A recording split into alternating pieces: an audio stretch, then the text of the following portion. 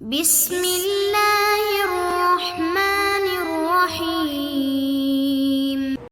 بسم اللہ الرحمن الرحیم. نحمده ونصلي على رسوله الكريم. اما بعد. تیسرے سپارے کی تلاوت ہوئی تراویح میں. تیسرے پارے کے شروع میں ایک آیت ہے، آیت الکرسی کہتے ہیں اسے. بڑی عظیم آیت ہے. سرور دو عالم صلی اللہ علیہ وسلم نے ایک مرتبہ ابی ابن کعب رضی اللہ عنہ سے پوچھا کہ بتا قرآن شریف کی افضل ترین آیت کون سی ہے؟ کہنے لگے آیت الکرسی ہے. حضور علیہ السلام بہت خوش ہوئے. آپ نے فرمایا اللہ پاک تمہارا علم تم کو مبارک کرے. فرمایا بالکل صحیح کہا تم نے. اس آیت الکرسی میں اللہ تعالیٰ کے 17 مرتبہ نام آئے ہیں، اعلانیہ طور پر اور پوشیدہ طور پر 17 مرتبہ. یہ وہ مبارک آیت ہے. رحمت دو عالم صلی اللہ علیہ وسلم نے ارشاد فرمایا کہ رات کے وقت جو پڑھ لے اس کو، اللہ پاک اس کے گھر والوں کی، اس کے مال کی حفاظت کرتے ہیں. اور دوسرا اللہ کے رسول علیہ السلام نے فرمایا کہ جو شخص زندگی بھر یہ معمول بنائے ہر فرض نماز کے بعد آیت الکرسی پڑھے. اس عمل کو آپ سن لیجیے، مستورات بھی سنیں اسے. اللہ کے رسول علیہ السلام نے فرمایا کہ جو مرد یا عورت ہر فرض نماز کے بعد کیا کرے، آیت الکرسی پڑھے. فرمایا یہ اس کا معمول ہو زندگی بھر کا، تو فرمایا کہ مرتے ہی اللہ پاک اس کو جنت میں داخل کرتے ہیں. اس کے جنت میں داخل ہونے میں کیا ہے؟ صرف ایک موت ہے. بس یہ آنکھیں بند ہوں گی، جنت اس کے سامنے کر دی جائے گی اور اس کا ٹھکانہ جنت اس کو بتا دیا جائے گا کہ اللہ پاک تم کو اس میں داخل کریں گے. یہ وہ مبارک آئے. ایک مرتبہ بہت سارا مال آیا مدینہ منورہ میں کھجور کی صورت میں. پھر حضور علیہ السلام نے ابو ہریرہ سے فرمایا کہ تم اس کی چوکیداری کرو، کسی کو لینے مت دینا. حدیث شریف میں یہ واقعہ آتا ہے. رات کا کچھ حصہ گزرا، دیکھا ایک آدمی آیا اور چوری چھپے کھجور لینے لگا. آپ نے فوراً پکڑ لیا. اس نے کہا غریب آدمی ہوں، گھر میں کھانے کو کچھ نہیں ہے، اور معاف کر دیا، چھوڑ دیا آپ نے. دوسری رات پھر رات کا کچھ حصہ گزرا، دیکھا تو وہی آدمی پھر آیا، پھر بغیر پوچھے لے رہا ہے. تو آپ نے پھر پکڑ لیا. آپ نے فرمایا تو کل رات کو بھی آیا تھا، پھر آ گیا. پھر اس نے بہانے کیے، کہنے لگے غربت ہے، تنگی ہے، کھانے کو کچھ نہیں، تھوڑا سا دے دو. آپ نے کہا دوبارہ مت. وہ تیسری رات پھر آیا. اب جب آیا تو آپ نے پکڑ لیا. کہنے لگے بھائی اب تو کچھ جتنے بھی بہانے کر لے اب نہیں چھوڑوں گا، اب تو میں تجھ کو حضور کے پاس لے کے جاؤں گا صلی اللہ علیہ وسلم. اس نے کہا اچھا اگر میں ایک بات بتاؤں تو چھوڑ دو گے؟ پھر میں نہیں آؤں. آپ نے فرمایا کیا بات بتا رہے؟ کہنے لگے آیت الکرسی پڑھ لیجیے، آپ حفاظت ہو جائے گی. اب نہیں آؤں گا. کہنے لگا چھوڑ دوں. چھوڑ دیا اس کو. فجر کی نماز میں حضرت ابو ہریرہ نے جب نماز پڑھی حضور علیہ السلام کے پیچھے تو بتلایا ایسا ایک آدمی مسلسل 3 دن سے آ رہا ہے، رات کو مجھے اس نے یہ عمل بتایا. حضور علیہ السلام مسکرائے. آپ نے فرمایا وہ شیطان تھا، بات صحیح کر گیا لیکن ہے جھوٹا. فرمایا ہے کیا؟ ہے جھوٹا وہ، لیکن یہ بات صحیح کر گیا. آیت الکرسی پڑھیں گے اللہ پاک مال کی بھی حفاظت کریں گے. گھر سے نکلیں گے آیت الکرسی پڑھ کر اللہ پاک مال اور جان کی حفاظت کریں گے. ہر قسم کے حادثے سے اللہ محفوظ رہے. یہ اتنا اونچا عمل ہے یہ آیت الکرسی. اس کے بعد اللہ تعالیٰ نے ابراہیم علیہ السلام کا واقعہ بیان فرمایا، پھر عزیر علیہ السلام کا واقعہ بیان فرمایا. ایک بستی سے گزرے، سارے لوگ ختم ہو چکے، سب مر گئے. دل میں یہ خیال پیدا ہوا انا یحیی هذه اللہ بعد موتها، اے اللہ آپ کیسے زندہ کریں گے؟ پوری بستی والے ختم ہو گئے، مکانات منہدم ہو گئے. یہ خیال آیا دل میں. خود گھر سے نکلے تھے اور لمبے کان والی جو سواری ہوتی ہے نا، گدھے جس کو کہتے ہیں، اس پہ سوار تھے. توشادان میں کھانا بھی تھا، پینے کا پانی بھی تھا. اب یہ خیال جب آیا تو اللہ پاک نے ان کو خود موت کی نیند سلا دی. صبح کے وقت نکلے تھے وہ گھر سے، اللہ پاک نے موت کی نیند جب سلایا ان کو تو 100 سال کے بعد اللہ نے اٹھایا ان کو. کتنے سال بعد؟ 100 سال کے بعد. اور کس وقت اٹھایا؟ شام کے وقت اٹھایا جب سورج غروب ہوگا. فَأَمَاتَهُ اللَّهُ مِئَةَ عَامٍ ثُمَّ بَعَثَهُ. 100 سال تک اللہ نے موت کی نیند سلایا. ثُمَّ بَعَثَهُ. پھر 100 سال کے بعد زندہ کیا. جب اٹھے تو پھر اللہ تعالیٰ نے پوچھا قَالَ كَمْ لَبِثْتُمْ، کتنا عرصہ سوئے رہے؟ دائیں بائیں دیکھا، آسمان کی طرف دیکھا تو کہا کہ صبح نکلا تھا گھر سے، ابھی شام ہو رہی ہے. تو کہنے لگے لبثت یوما او بعض یوم، اے اللہ آدھا دن یا آدھے سے زیادہ دن سویا رہا میں. اللہ پاک نے فرمایا نہیں قال بل لبثت 100 عام، تم کو 100 سال ہم نے سلایا تھا. 100 سال کے بعد تم کو اٹھایا ہم نے.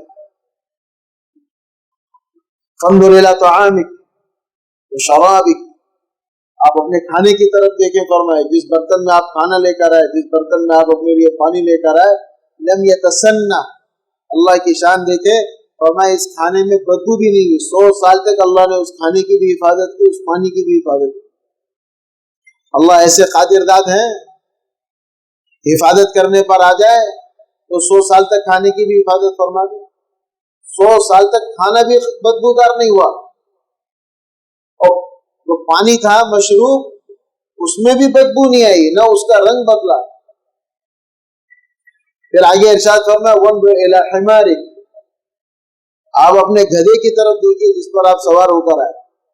وہ ریزہ ریزہ ہو چکا تھا، ختم ہو چکا تھا. اور پھر فرمایا اللہ تعالیٰ نے دیکھو ہم کیسے زندہ کرتے ہیں. آپ کے دل میں یہ خیال آیا تھا نا کہ مردے کو آپ کیسے زندہ کرتے ہیں، اب دیکھو تمہارے سامنے ہم اس جانور کو کیسے زندہ کرتے ہیں. اللہ کا امر ہوا، ایک دم زمین سے مٹی، زمین سے ہڈیاں نکلنا شروع ہوئی. وہ ہڈیاں آپس میں جوڑی، وہ مجسمہ گدھے کا بنا، پھر گوشت چڑھا، پھر کھال چڑھی، پھر اس کے اندر اللہ نے روح ڈالی.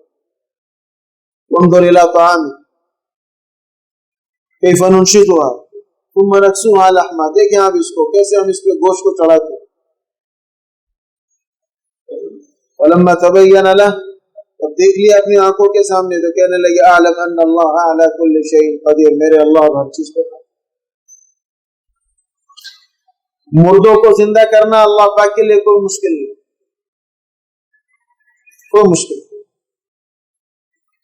کر کے دکھایا. 100 سال تک سلایا عزیر علیہ السلام کو، 100 سال کے وقت پھر زندگی. اس امت میں بہت سارے واقعات آئے ہیں، صحابہ کرام کے بھی واقعات آئے ہیں. کئی 100 سالوں کے بعد ایسے معروضات سامنے آئے کہ پانی آ رہا ہے قبر کی طرف، قبریں کھودی گئی، بالکل ایسے ہی معلوم ہوا جیسے ابھی 5 منٹ پہلے ان کو دفنایا گیا. حضرت حذیفہ بن الیمان رضی اللہ عنہ، جابر بن عبداللہ رضی اللہ عنہ، 1300 سال کے بعد قبر کھودی گئی، بالکل تر و تازہ.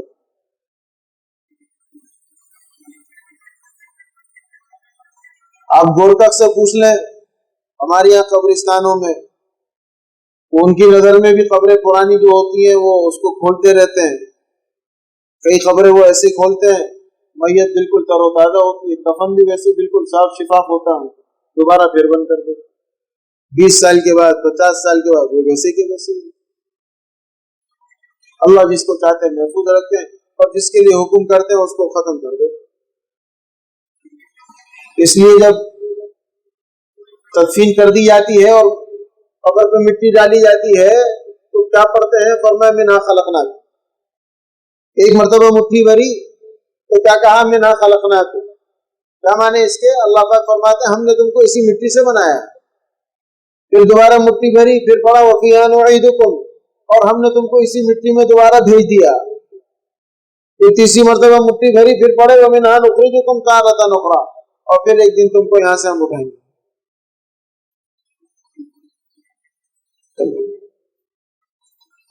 اس کے بعد تیسرا مضمون بیان فرمایا انفاق فی سبیل اللہ، اللہ کے راستے میں خرچ کرنا، اللہ تعالیٰ کے نام پہ خرچ کرنا۔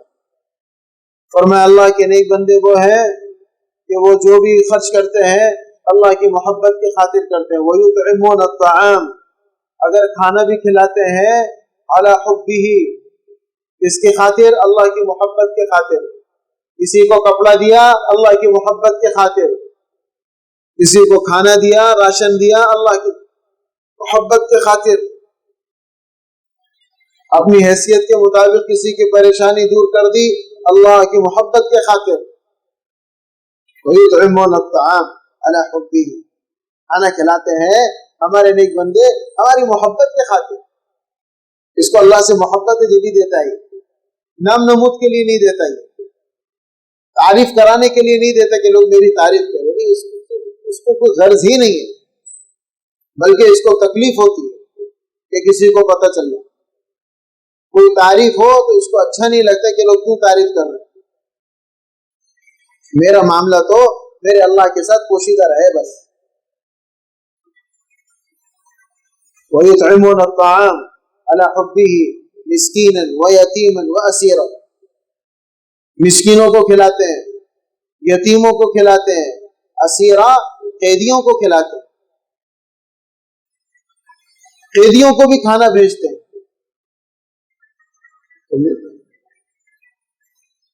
اس زمانے میں بہت بڑا اجر و ثواب ہے بے گناہ قیدیوں کی رہائی کے لیے کوشش کرنا، وکیل کرنا، ان کی فیسیں بھرنا، اور کسی طریقے سے یہ چھوٹے موٹے کیس میں قید ہیں یا بے گناہ قید ہیں، شکوک و شبہات کی بنیاد پر قید ہیں، یا ویسے ظلم اور جبرن قید ہیں، ان کو رہائی کرنا اللہ کی قسم بہت بڑا اجر ہے، اس میں بہت بڑا اجر۔ بے گناہ عورتیں قید ہو، نابالغ بچے قید ہیں، مرد قید ہیں، وسائل نہیں ہیں، اسباب نہیں ہیں،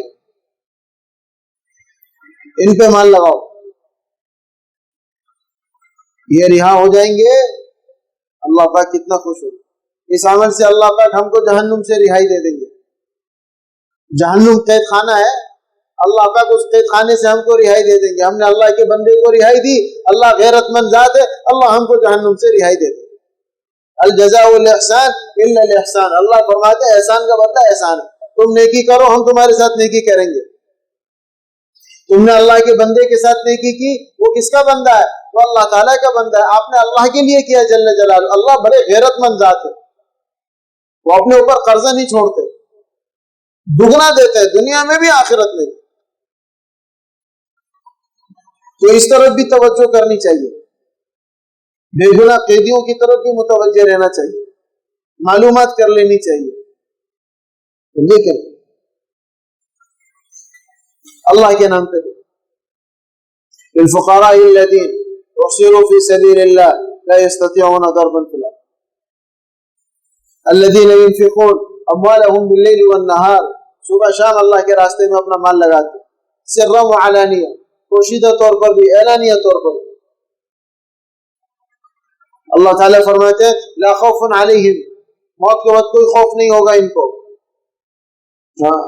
موت کے وقت آدمی پر خوف طاری ہوتا ہے، اللہ پاک فرماتے ہیں یہ کیفیت ہم ختم کر دیں گے۔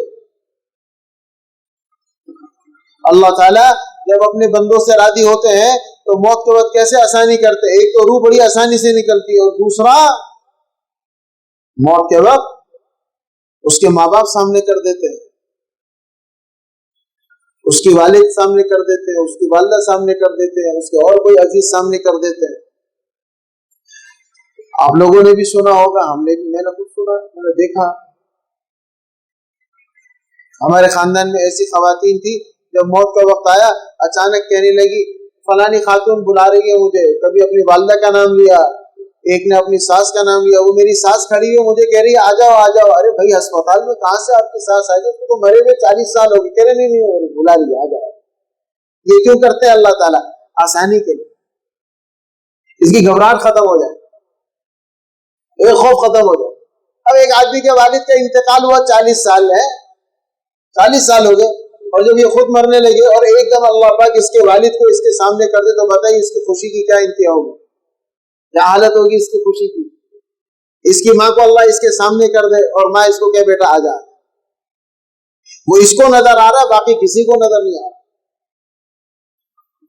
وہ والدہ جس کو دفنائے ہوئے 40-50 سال ہو گئے اور موت کے وقت اللہ پاک اسی ماں کی صورت سامنے کر دے اور وہ ماں کہے بیٹا آ جا میرے پاس آ جا، تو بتا اس کو خوف ہوگا؟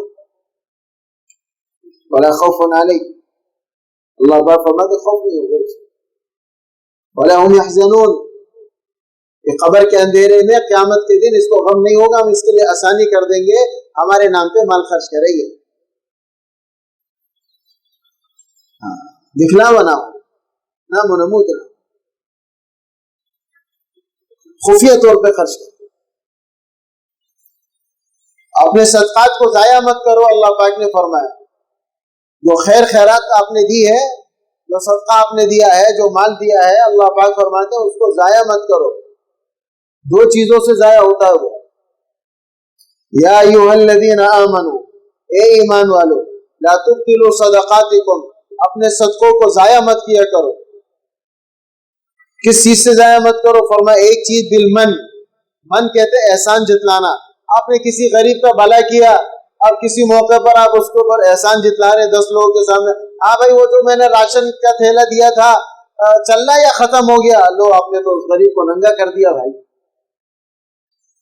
آپ نے 10 لوگوں کو بتا دیا کہ میں نے اس کو راشن دیا، وہ عزت دار آدمی بیچارہ شرم کی وجہ سے اس کی آنکھیں جھک گئی، احسان جتلایا آپ نے اس کو، 2 لوگوں کے سامنے آپ نے کہہ دیا ہاں وہ جو تمہارے علاج کے لیے 20,000 روپے دیے تھے ہو گیا نا، علاج ہو گیا کہ نہیں ہو گیا؟ لو آپ نے برباد کر دیا، اپنی ساری نیکی برباد کر دیا، احسان جتلایا آپ، احسان جتلا کے اللہ فرماتے ہیں ہم تمہاری ساری نیکی کو برباد کر دیں گے جو تم نے کی ہے، اس میں احسان کیوں جتلایا؟ اللہ تعالیٰ کو اپنے بندوں سے محبت ہے اور اللہ پاک اپنے ہر بندے کی عزت کو پسند کرتے ہیں، اس کی ذلالت اور اس کی تذلیل کو پسند نہیں کرتے۔ آپ نے اس کو ذلیل کیا، آپ نے اس کی عزت نفس کو مجروح کیا، آپ کے ایک جملے سے اللہ نے آپ کے تمام نیکی کو ضائع کر دیا، جاؤ صفر ہو گیا عمل نامہ۔ اور دوسری چیز فرمائی والاذى، اذیت دے کے اپنے صدقوں کو ضائع مت کیا کرو، اذیت مت دیا کرو، کسی کو ذلیل کر دینا، اذیت دینا، اس کو تانے دینا، اس کو بڑی تکلیف ہوتی ہے، فرمایا اللہ پاک یہ مت، اللہ کے لیے دیا ہے تو بات ختم۔ اس کے بعد اگلا مضمون بیان فرمایا سود کے بارے میں، فرمایا صدقہ جائز، سود حرام۔ اللہ کے رسول علیہ السلام نے فرمایا سود کا کام کرنے والا، سود کو لکھنے والا، سود پہ گواہ بننے والا، سود کے لیے آنے والا جانے والا، ان سب پر اللہ کی لعنت۔ جیسے آپ نے شراب کے بارے میں فرمایا شراب کو بنانے والا، شراب کو بیچنے والا، شراب کو پینے والا، شراب کو خریدنے والا، شراب پہ لکھنے والا، ان سب پر اللہ کی لعنت۔ ایسے سود پر بھی فرمایا۔ صدقہ جو ہے فرمایا اس سے رغبت پیدا ہوتی ہے، اس سے کچھ لینے کی امید نہیں ہوتی سامنے والے سے، اور سود کیا ہے؟ اس سے بخل اور اس سے دوسرے کا مال چھینا جاتا ہے، اس لیے سود کو حرام کیا، حرام ذرائع اس کو حرام کیا، حرام مال کمائے گا، ظلمن چھینے گا تو خسارہ ہی خسارہ ہے، دنیا میں بھی آخرت میں ذلت ہی اٹھانی پڑے گی اس کو۔ حرام آمدن سے کمائے گا، حرام ذرائع سے پیسہ کمائے گا، اللہ کی نظر سے گرے گا اور جوتیاں ملیں گی اس کو آخر۔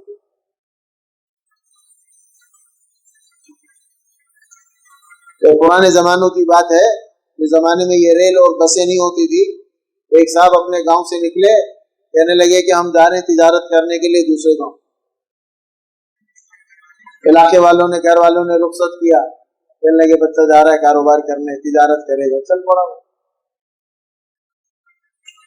8-10 کلومیٹر گیا، دیکھا تو کوئی کھیت نظر آیا اس کو. اس کھیت میں کسی نے اپنا گھوڑا چھوڑ دیا تھا چرنے کے لیے. اس نے دیکھا کہ گھوڑا بھی اکیلا ہے, دائیں بائیں دیکھا تو کوئی آدمی نظر آیا نہیں.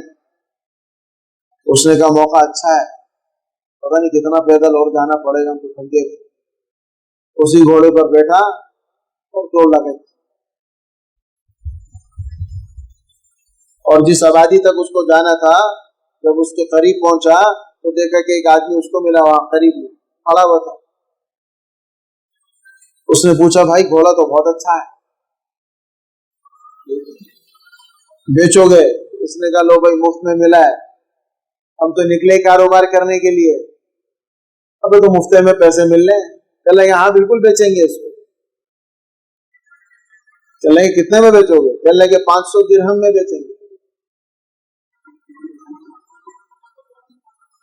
چلیں گے بھائی گھوڑا تو ہم کو بہت پسند آیا تمہارا, لیکن ایک مرتبہ ہم اس پہ سواری کریں تو ہم کو پتہ چل رہا ہے کہ کیسا ہے. اگر ہم کو پسند آ گیا تو ہم آپ کو 500 کے بجائے 525 درہم دیں گے.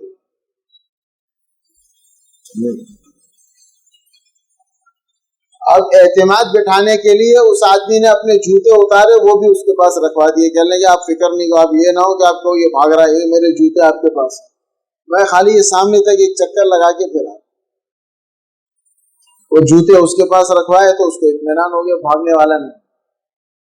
بیٹھ گیا وہ گھوڑے, اور اس کے بعد جو اس نے اسپیڈ لگائی گھوڑے کی, تو یہ کیا اور وہ کیا, یہ سب دیکھتے ہی رہ گئے. سمجھے کیا؟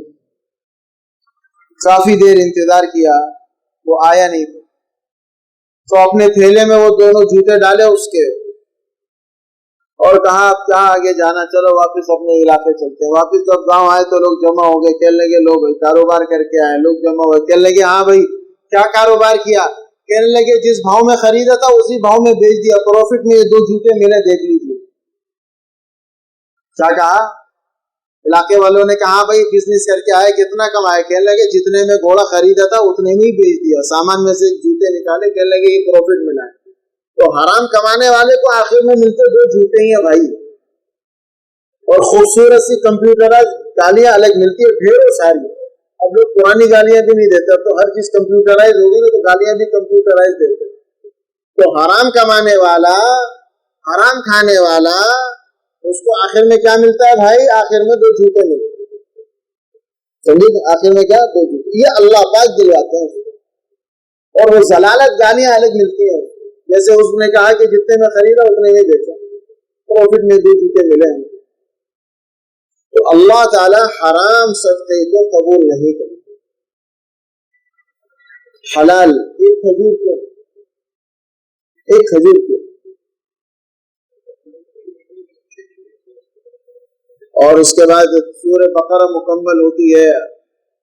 اس کے آخری جو 2 آیتیں ہیں آمن الرسول پر, جو معراج کے سفر میں حضور پاک علیہ السلام کو اللہ تعالیٰ نے عطا فرمایا. رحمت دو عالم صلی اللہ علیہ وسلم نے ارشاد فرمایا, میری یہ خواہش ہے کہ میرے ہر مومن کے دل میں یہ 2 آیتیں ہوں. یہ ہر مسلمان کو یاد ہونی چاہیے. آمن الرسول بما انزل الیہ من ربہ والمؤمنون سے لے کے فانصرنا علی القوم الکافرین تک. اور رات کو سوتے وقت اس کو پڑھ کے سونا چاہیے. رات کو سوتے وقت ان 2 آیتوں کو پڑھ کے سونا چاہیے. اس کے بعد جو سورت شروع ہوتی ہے وہ آل عمران ہے. اس میں اللہ تعالیٰ نے بادشاہت کا ذکر کیا. قل اللہم مالک الملک تؤتی الملک من تشاء وتنزع الملک ممن تشاء. آپ کہہ دیجئے بادشاہت حکومت اللہ تعالیٰ ہی کی ہے. تؤتی الملک من تشاء, جس کو چاہتے ہیں بادشاہت دیتے ہیں. وتنزع الملک ممن تشاء, اور جس سے چاہتے ہیں چھین لیتے. یہ جو بادشاہت کی کرسی ہوتی ہے یہ وقتی طور پر ہوتی ہے, جس کو بھی بٹھایا جاتا ہے, لیکن وہ ایسا ہے جیسے کہ جہنم کے منڈھیر پہ اس کو کھڑا کر دیا ہے. یہ جو کرسی کا جو نشہ ہے نا کہ مل جائے, پہنچ جاؤں یہاں تک, در حقیقت یہ کرسی ایسی ہے کہ اس کرسی والے کو لا کر کہاں بٹھا دیا ہے؟ جہنم کے منڈھیر پر بٹھا دیا ہے. صحیح فیصلے کرے گا تو بچ جائے گا، غلط فیصلے کرے گا تو نیچے ڈال دیا جائے گا۔ اسی طریقے سے قاضی، اس کو ہمارے یہاں جج کہتے ہیں، اس کے بارے میں بھی یہی مثال ہے، فرمایا یہ بھی جہنم کے منڈھیر پر ہے، صرف ایک دھکا دینے کی دیر ہے، اچھے فیصلے کرے گا تو ہٹا دیا جائے گا، اور ظالمانہ فیصلے کرے گا تو نیچے کر دیا جائے گا۔ وَتَنزِعُ الْمُلْكَ مِمَّنْ تَشَاءُ، اللہ نے جس کو کرسی دی، بادشاہت دی، اللہ کے بندوں کے ساتھ اس نے نرمی رکھی، وقت گزارنے کے بعد لوگ اس کو اچھے الفاظ سے یاد کرتے ہیں۔ یہ عمر بن عبد العزیز کو گزرے ہوئے صدیاں گزر گئی، آج بھی لوگ اچھے الفاظ سے یاد کرتے ہیں، آج بھی یاد کرتے۔ کیوں؟ عدل قائم کیا اس نے، مخلوق کے ساتھ رحم و ترحم کیا اس نے، نرمی کی، آج تک یاد کرتے۔ حجاج بن یوسف کو لوگ اچھے الفاظ سے یاد نہیں کرتے، کہتے ظالم ہے، اور کیا اس نے ظلم، اگرچہ مسلمان تھا وہ، قرآن شریف کے حروف اس نے لگائے، نقطے اس نے لگائے، کام اچھے بھی کیے، لیکن ظلم بھی بہت کیا۔ آج بھی لوگ اس کے ظلم کو یاد کرتے، ظالم تھا وہ۔ تو اچھے فیصلے کرے گا تو لوگ یاد رکھیں گے، نہیں کرے گا تو آخر تک لوگ اس کی برائیاں کریں گے۔ وَتُعِزُّ مَن تَشَاءُ وَتُذِلُّ مَن تَشَاءُ، جس کو چاہتے ہیں عزت دیتے ہیں ہم، جس کو چاہتے ہیں ذلیل کرتے ہیں۔ عزت اور ذلت اللہ کے اختیار میں ہے۔ عبداللہ ابن عباس رضی اللہ عنہ کو حضور علیہ السلام نے ایک مرتبہ اپنی سواری کے پیچھے بٹھایا اور پھر فرمایا یا غلام، فرمایا یہ بچے قریب ہو جاؤ، اور قریب ہو گئے۔ پھر آپ نے فرمایا یہ یقین، یہ ایمان اپنے دل میں بٹھا لے، اللہ تعالیٰ تجھ کو عزت دینا چاہے، ساری دنیا مل کے تجھ کو ذلیل نہیں کر سکتی، اور جب اللہ تعالیٰ تجھ کو ذلیل کرنا چاہے ساری دنیا مل کے تجھ کو عزت نہیں دے سکتی۔ 11ویں پارے کے آخری رکوع میں فرمایا وَإِن يَمْسَسْكَ اللَّهُ بِضُرٍّ، اللہ پاک جب کسی کے لیے امتحان اور آزمائش کا ارادہ کر لے، ساری دنیا کی مخلوق جمع ہو جائے، فَلَا كَاشِفَ لَهُ، اس کی وہ مشکل دور نہیں کر سکتے۔ دنیا والوں نے جتنے بھی مشکل کشا بنائے ہیں وہ سارے مشکل کشا اس کی مشکل کو دور نہیں کر سکتے۔ اللہ قرآن میں فرمایا فَلَا كَاشِفَ لَهُ، کوئی اس کی مشکل کو دور نہیں کر سکتا۔ کون دور کر سکتا ہے؟ فرمایا إِلَّا هُوَ، مگر وہ اللہ دور کرے۔ وَيُرِدْكَ بِخَيْرٍ، اللہ پاک جس کے ساتھ بھلائی کا اور آسانی کا ارادہ کرنا چاہے، فَلَا رَادَّ لِفَضْلِهِ، اللہ کے فضل کو، اللہ تعالیٰ کی رحمت کو کوئی ٹال نہیں سکتا، کوئی اس سے دور نہیں کر سکتا۔ ساری دنیا رکاوٹیں اس کے لیے جمع کر دے، اللہ کی وہ رحمت اس کو پہنچتی رہے گی، کیونکہ یہ اللہ نے فیصلہ کر لیا۔ یہ ایمان بنانا۔ واللہ غالب علی امری، اللہ کا فیصلہ غالب ہے۔ وہو القاہر فوق عبادی، اللہ پاک کا امر بندوں پر غالب ہے۔ اللہ تعالیٰ جب کسی بات کا امر کر دیتے وہ ہو کے رہتا ہے، اس کے لیے کوئی رکاوٹ بھی اس میں نہیں آتی۔ یہ یقین بنا لے، یہ یقین بنا۔ وتعز من تشاء وتذل من بيدك الخير انك على كل شيء قدير۔ ہر ایمان والا یہ چاہتا ہے، اگلا مضمون بیان فرمائے کہ اللہ پاک مجھ سے محبت کرے، مجھ سے راضی ہو جائے۔ ہر ایمان والا یہ چاہتا ہے کہ میرا اللہ مجھ سے راضی ہو جائے، میرا اللہ جل جلالہ مجھ سے محبت کرے۔ اللہ تعالیٰ فرماتے ہم کریں گے تم سے محبت، تمہارے گناہ بھی معاف کر دیں گے، بس اپنی زندگی میں ایک بات پر عمل کرو۔ فرمایا وہ کیا ہے؟ فرمایا میرے محبوب صلی اللہ علیہ وسلم، سرکار دو عالم صلی اللہ علیہ وسلم کے لائے طریقے پر، لائے دین پر فرمایا اپنی زندگی گزارو، ہم تم سے محبت کریں گے۔ قُلْ إِن كُنتُمْ تُحِبُّونَ اللَّهَ، آپ کہہ دیجئے اگر تم اللہ تعالیٰ سے محبت کرتے ہو اور یہ بھی چاہتے ہو کہ اللہ تعالیٰ بھی تم سے محبت کرے، تو فرمایا اس کے لیے ایک ہی عمل ہے، فَاتَّبِعُونِي، میرے محبوب صلی اللہ علیہ وسلم کے لائے ہوئے دین پہ چلو۔ ہمارے لیے آئیڈیل، ہمارے لیے اسوہ حسنہ تو حضرت محمد رسول اللہ صلی اللہ علیہ وسلم ہے۔ آج کے مسلمان کی زوال اور پستی کی بنیادی وجہ یہ ہے کہ اس نے اپنے نبی کے طریقے کو چھوڑا اور یورپ اور غیر اللہ کے دشمنوں کے طریقوں کو اپنایا، اس لیے ذلیل و رسوا ہوا۔ کوئی آدمی یہ بتا دے کہ زندگی کے کسی گوشے میں اللہ کے نبی کی تعلیم نہیں ہے میرے پاس، پیدائش سے لے کے قبر میں اتارنے تک حضور علیہ السلام نے اپنی امت کو سمجھایا اور بتلایا۔ مکے کے مشرکین ایک مرتبہ بطور استہزاء کے سلمان فارسی سے کہنے لگے کہ یہ جو تمہارا ساتھی ہے، ساتھی سے مراد ان کا محمد صلی اللہ علیہ وسلم، فرمائے یہ تمہارے ساتھی ہے، یہ تم کو بیت الخلا جانے کا بھی طریقہ سکھاتے ہیں، یعنی ان کا خیال یہ تھا کہ یہ بھی کوئی سکھانے کی چیز ہے۔ حضرت سلمان فارسی نے فرمایا ہاں، اللہ کے رسول علیہ السلام ہمارے نبی نے ہم کو بیت الخلا جانے کا بھی طریقہ سکھایا۔ الٹا پھر اندر داخل کرنا اور داخل ہونے سے پہلے دعا پڑھنا، اور اس کے بعد فرمایا جب بالکل نیچے ہونے لگو تو اپنی صدر کو کھولنا، اور پھر ساتھ میں یہ بھی فرمایا کہ جب بیٹھو تقاضے کے لیے تو اپنے الٹے پیر پہ زور دینا فرمایا۔ اور اب جدید سائنس نے جب ریسرچ کی تو پتہ یہ چلا کہ الٹے پاؤں پہ زور دینے سے آدمی تقاضے سے جلدی فارغ ہوتا ہے، زیادہ دیر اس کو باتھ روم میں بیٹھنا ہی نہیں پڑتا۔ اور میں ہمارے نبی نے ہم کو بتایا، اللہ کے نبی کا اسوہ موجود ہے، حضور علیہ السلام کی زندگی سامنے ہے، یہ نادان مسلمان اس کو چھوڑ کے غیروں کے طریقوں کو اپناتا ہے، دوسروں کے چھیتڑے لیتا ہے، یہ صاف ستھرا دین اللہ نے دیا، اس سے غافل ہے، یہ اس کو پسند نہیں ہے، غیروں کے طریقے پسند ہے، غیروں کے طریقے اللہ کو بھی پسند نہیں ہے، تو جو اپنائے گا اس کو کیسے اللہ پسند کریں گے؟ پھر وَمَن يَبْتَغِ غَيْرَ الْإِسْلَامِ دِينًا، دین اسلام کے علاوہ کوئی اور دین تلاش کرے گا، نبی کے طریقے کے علاوہ کوئی اور سا طریقہ اختیار کرے گا، نبی کی سنت کے علاوہ دوسروں کی سنتیں اختیار کرے گا، معاشرت، معاملات، اخلاقیات نبی والی چھوڑ کے دوسروں کے معاملات اور دوسروں کی معاشرت، دوسرے کے اخلاقیات کو اپنائے گا، فَلَن يُقْبَلَ مِنْهُ، ہرگز قبول نہیں کریں گے مجھ سے، ہرگز قبول نہیں کریں گے، وہ فی الآخرۃ من الخاسرین، آخرت میں نقصان اٹھانے والوں میں سے ہی ہے۔ ہر عمل میں اپنے نبی کا طریقہ دیکھو، ہر عمل، کوئی ایک ادا ایسی نہیں ہے ہماری زندگی کی کہ جس میں حضور علیہ السلام کی تعلیم نہ ہو، کوئی ایک گوشہ زندگی کا ایسا نہیں ہے، چاہے وہ مسلمان شہر کا رہنے والا ہو یا دیہات کا رہنے والا ہو، ہر جگہ اللہ کے نبی کی تعلیم وہاں کے مناسبت سے ہے۔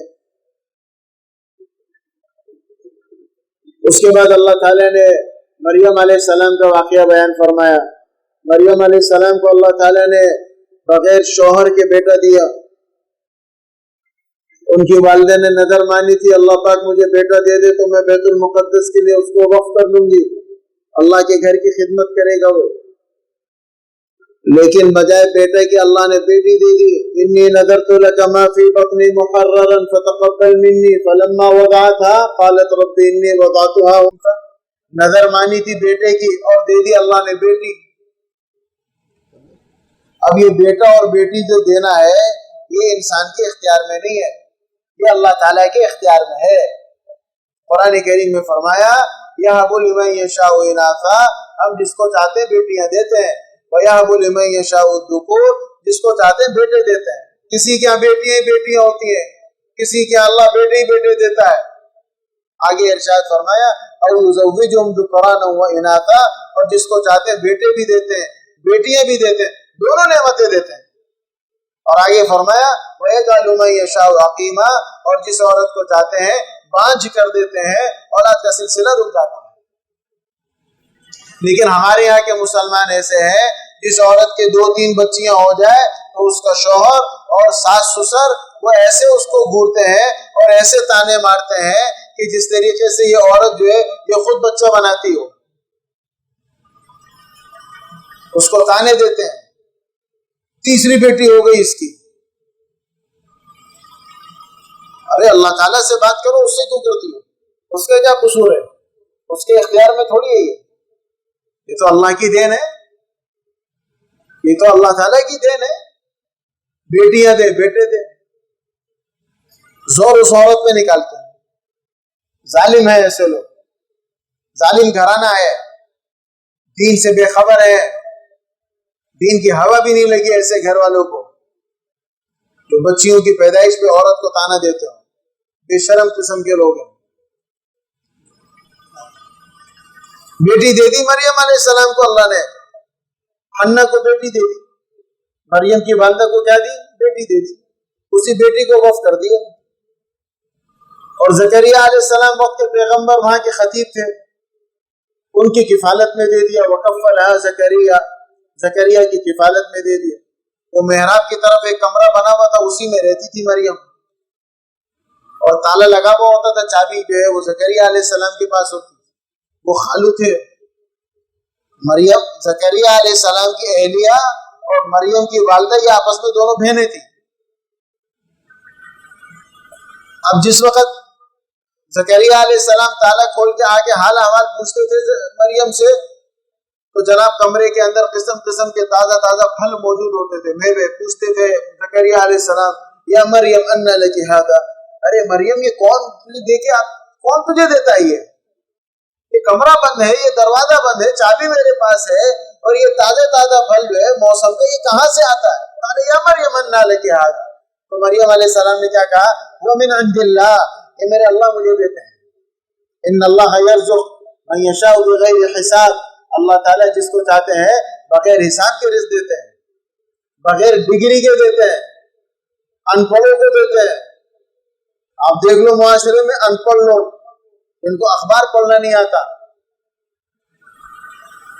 پڑھے لکھے لوگ ان کے یہاں نوکری کرتے ہیں، پڑھے لکھے لوگ اس ان پڑھ کے یہاں نوکری کرتے ہیں، اور وہ جو سیٹ صاحب ہے جو ان پڑھے لکھوں کو تنخواہیں دیتا ہے، اس غریب کو جو ہے اخبار پڑھنا نہیں آتا۔ ان اللہ یرزق من یشاء بغیر حساب، اللہ پاک جس کو جتنا چاہے بغیر حساب کے روزی دے، اور میں اسباب وہ بناتے ہیں۔ پھر مریم علیہ السلام کو بغیر شوہر کے اللہ نے بیٹا دیا، عیسیٰ علیہ السلام۔ پھر عیسیٰ علیہ السلام کو بہت سارے معجزات دیے۔ پھر تیسرے پارے کا جو سب سے آخری مضمون ہے وہ یہ ہے، نجران سے عیسائی آئے، 70 افراد کے قریب تھے، یہ ان میں سے 14 ان کے جو ہے راہب تھے، مدینہ منورہ آئے۔ حضور علیہ السلام نے ان کے رہنے کا، کھانے پینے کا انتظام کیا۔ ایک صحابی سے فرمایا خالد، یہ وہ خالد نہیں جو خالد بن ولید، یہ دوسرے صحابی ہے خالد۔ آپ نے فرمایا خالد یہ آئے ہوئے مہمان ہیں، ان کے کھانے پینے کا، رہنے کا انتظام کرو۔ اب اتنا بڑا گھر تو تھا نہیں کہ 70 آدمیوں کو ایک ساتھ بسائے، تو مدینہ منورہ میں تو باغات ہیں، وہیں پر ان کا انتظام کیا جائے۔ اور خالد سے کہا کہ آپ نے ان کی خدمت کرنی ہے، کھانے پینے کا دیکھ بھال کرنا ہے۔ اب جب بھی کھانا پک کر آتا تو یہ پادری جو تھے یہ کھاتے نہیں تھے، یہ کہتے تھے خالد سے پہلے تم کھاؤ، کیا پتہ تم نے زہر ملایا۔ وہ کہتے تھے بھائی ہم کیوں زہر ملائیں گے، اس میں ہم کیوں زہر ملائیں گے؟ کہتے تھے نہیں ہم کو یقین نہیں، پہلے تم کھاؤ، سمجھے گے؟ تو پہلے خالد کھاتے تھے، پھر جب ان کو تسلی ہوتی تھی پھر تو وہ خالد کہتے ہیں کہ میں خود پریشان ہو گیا، کیونکہ اللہ کے رسول علیہ السلام کا حکم تھا ان کی خدمت کرنا ہے، ہر وقت پہلے مجھے کھانا پڑتا تھا کھانا، پھر جب ان کو تسلی ہوتی تھی پھر کھاتے تھے۔ حضور علیہ السلام سے انہوں نے بحث کی، بحث کس بات پر کی؟ تکرار اس بات پر ہوا کہ وہ کہتے تھے کہ عیسیٰ علیہ السلام جو ہے نعوذ باللہ اللہ کے بیٹے ہیں۔ حضور علیہ السلام نے فرمایا کہ اللہ پاک اولاد سے پاک ہے، عیسیٰ علیہ السلام جو ہے وہ اللہ تعالیٰ کی قدرت کی نشانی ہے، لیکن اولاد نہیں ہے، وہ اللہ پاک اولاد سے پاک ہے، اس کی کوئی اولاد نہیں ہے۔ وہ اسی پہ بضد تھے، کئی دن اسی میں گزر گئے، کئی دن گزر گئے، بلا آخر پھر اللہ پاک کی طرف سے حکم آیا، فرمایا کہ آپ ان سے کہہ دیں، ان عیسائیوں سے جو آئے ہیں نجران سے، کہ چلو کئی دن ہو گئے تم اپنی بات چھوڑتے نہیں ہو، ہماری مانتے نہیں ہو، تو مباہلہ کرتے ہیں، سمجھے کہ نہیں؟ مباہلہ اس کو کہتے ہیں کہ تم بھی آؤ ہم بھی آتے ہیں، کھلے میدان میں اللہ سے دعا مانگتے ہیں کہ اللہ جو حق پر ہے اس کو حق پر رکھ، جو باطل ہے اس پر عذاب نازل کر دے، تو بات ہی ختم ہو جائے۔ وَمَنْ حَاجَّكَ فِيهِ مِنْ بَعْدِ مَا جَاءَكَ مِنَ الْعِلْمِ، یہ پھر بھی اگر آپ سے بحث کرتے ہیں اور بات کو مانتے نہیں ہیں تو پھر آپ ان کو چیلنج کریں، ان کو دعوت دیں کہ چلو مباہلے کے لیے۔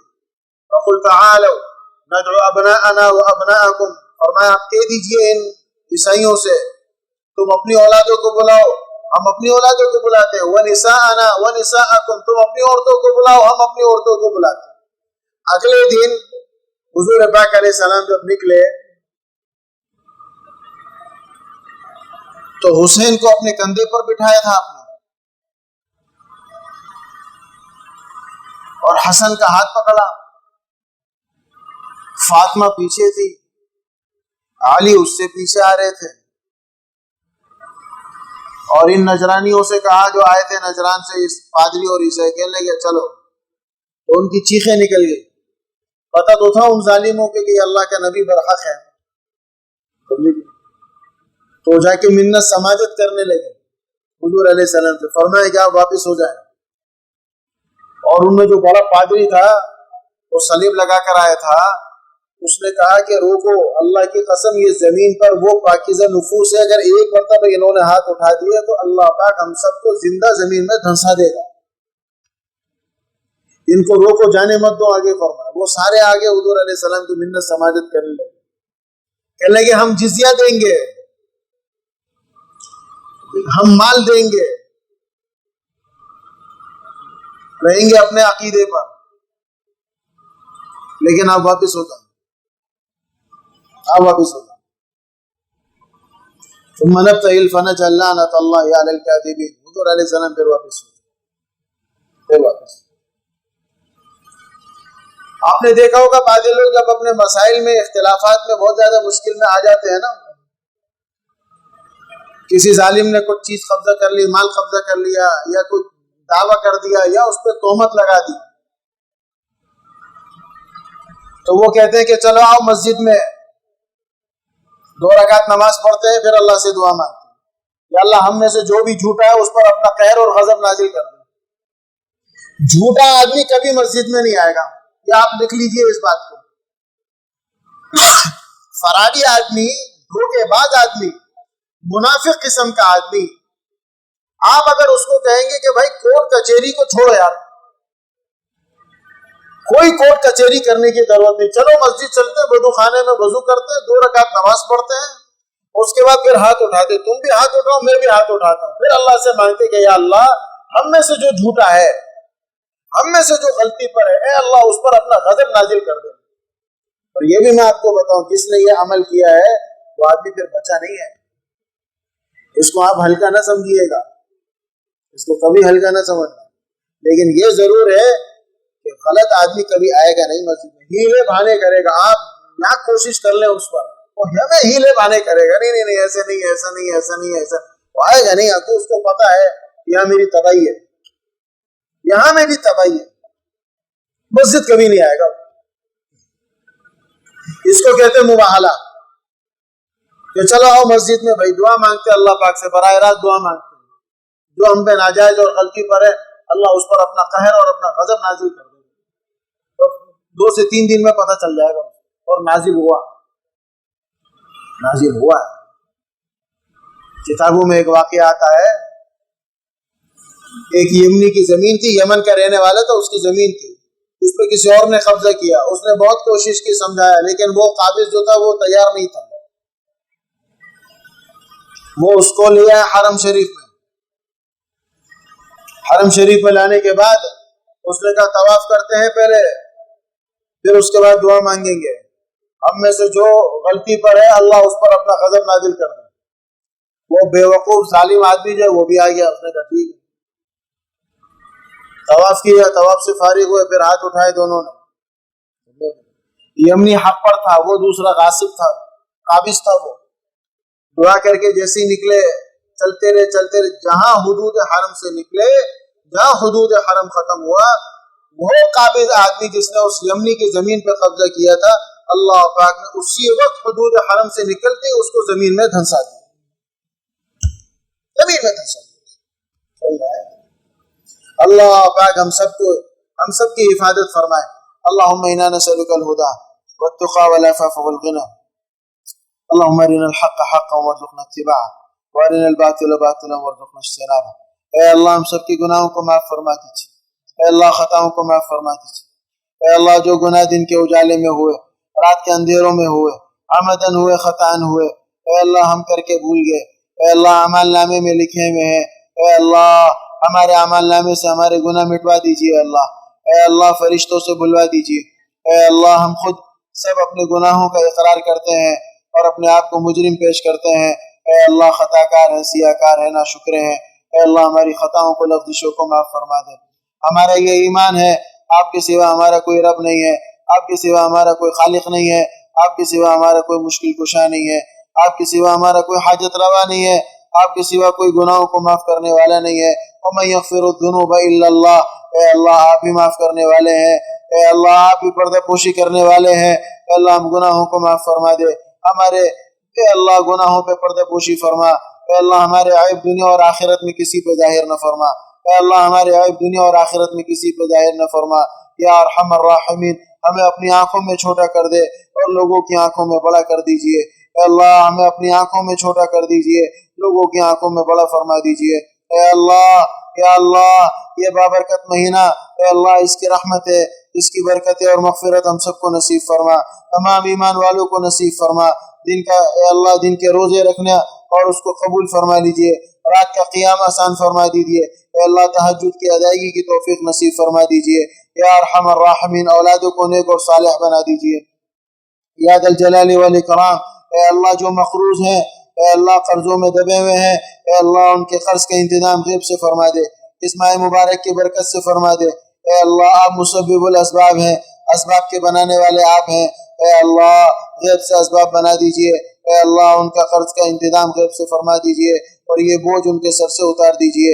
اے اللہ جو گھر کے معاملات میں پریشان ہے، جو اپنی زندگی کے معاملات میں پریشان ہے، اے اللہ آپ کے سوا پریشانی دور کرنے والا کوئی نہیں ہے. اے اللہ ٹوٹے ہوئے دلوں میں خوشیاں بھرنے والے آپ ہیں. اے اللہ جل جلالہ ٹوٹی ہوئی ہڈیوں کو جوڑنے والے آپ ہیں. اے اللہ یا ارحم الراحمین پھٹے ہوئے گوشتوں کو جوڑنے والے آپ ہیں. ہر ایک کی مشکل آسان فرما دے، ہر ایک کی مشکل آسان فرما دے. ٹوٹے ہوئے دلوں کو خوشیوں سے بھر دے. اے اللہ ٹوٹے ہوئے دلوں کو خوشیوں سے بھر دے. مایوس دلوں میں اے اللہ خوشیاں ڈال دیجئے. اے اللہ نا امید دلوں میں اے اللہ امید بھر دیجئے. نا امید دلوں میں اے اللہ امید بھر دیجئے. یا ارحم الراحمین ہم آپ کی رحمت کے محتاج ہیں، آپ کی مغفرت اور برکتوں کے محتاج ہیں. اے اللہ آپ زمین و آسمان کے خزانوں کے مالک ہیں. اے اللہ آپ اپنے خزانوں سے بے نیاز ہیں. یا ذا الجلال والاکرام اپنے خزانوں کی ہم سب پر بارش فرما دے. اے اللہ اسباب معاش عافیت اور برکت والے بنا دیجئے. اے اللہ اسباب معاش عافیت اور برکت والے بنا دیجئے. رزق حلال وافر مقدار میں نصیب فرما. اے اللہ رزق حلال وافر مقدار میں نصیب فرما. اے اللہ ہماری زندگی میں فخر و فاقہ لے کے نہ آئیے. اے اللہ ہم بہت کمزور ہیں. اے اللہ غربت اور تنگی اور فخر و فاقہ کو برداشت نہیں کر سکتے. اے اللہ اپنا محتاج بنائے رکھیے. یا ذا الجلال والاکرام یا حنان یا منان اے اللہ رزق بے فکر فرما، مخلوق سے مستغنی فرما. اے اللہ رزق بے فکر فرما، مخلوق سے مستغنی فرما. اے اللہ جل جلالہ رزق بے فکر فرما، مخلوق سے مستغنی فرما دے. اے اللہ گمنامی والی زندگی نصیب فرما. اے اللہ گمنامی والی زندگی نصیب فرما. شہرت سے بچا لے. اے اللہ شہرت سے بچا لیجئے. دکھلاوے والی زندگی سے بچا لیجئے. اے اللہ شہرت والی زندگی سے بچا لے. اے اللہ یا اللہ گمنامی والی زندگی نصیب فرما، عافیت والی زندگی نصیب فرما. اے اللہ دعاؤں کو قبول فرما. بیماروں کو شفا کلی نصیب فرما. اے اللہ لمبی بیماری سے، محتاجی کی بیماری سے اللہ ہم سب کو محفوظ فرما. اے اللہ کینسر سے، اے اللہ جس نوعیت کا بھی کینسر ہو، اے اللہ دل کے دوروں سے، اے اللہ سر کے رگ پھٹنے سے، اے اللہ بڑی بڑی بیماریوں سے، اے اللہ ہم سب کو محفوظ فرما. اے اللہ ہم سب کو محفوظ فرما. اور جن کو یہ بیماریاں لگ چکی ہیں اپنے فضل و کرم سے اس ماہ مبارک کی برکت سے اللہ ان کو شفا کلی نصیب فرما. کینسر والوں کو کینسر سے شفا نصیب فرما. بلڈ پریشر والوں کو بلڈ پریشر سے شفا نصیب فرما. اے اللہ ہارٹ کے بیماروں کو ہارٹ سے شفا نصیب فرما. شوگر والوں کو شوگر سے شفا نصیب فرما. اے اللہ ہمارے اس مدراس میں جو بیمار ہیں مرد و عورتیں ہوں سب کو شفا تامہ نصیب فرما. راو انور صاحب کو شفا تامہ نصیب فرما، مکمل صحت یابی نصیب فرما. اے اللہ مانگنا نہیں آتا بن مانگے عطا فرما دے. اے اللہ ہم سب کی مغفرت فرما دے، ہم سب کی دعاؤں کو قبول فرما. اللہم صلی علی محمد وعلی آل محمد کما تحب و ترضى وصلی اللہ علی نبینا محمد وآلہ وصحبہ اجمعین وارحمنا معهم برحمتک یا ارحم الراحمین.